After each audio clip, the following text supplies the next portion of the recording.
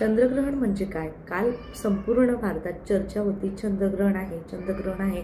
तर तुम्ही कधी विचार केला का चंद्रग्रहण म्हणजे काय आणि ते जाणून घेण्याचा? चंद्रग्रहण म्हणजे सरळ, सोप्या आणि वैज्ञानिक दृष्ट्याच्या भाषेमध्ये हे जेव्हा पृथ्वीची सावली चंद्रावर पडते ते म्हणजे खरं तर चंद्रग्रहण असते. नंतर लोक म्हणतच असतात की जेवू नये, खाऊ नये, पिऊ नये. मग आता ह्या गोष्टी चंद्रग्रहणात येतात का? तर ते तसं नाहीये. हे कसं आहे, श्रद्धा आणि परंपरेवर अवलंबून असतं की जेवायचं आहे किंवा नाही जेवायचं आहे.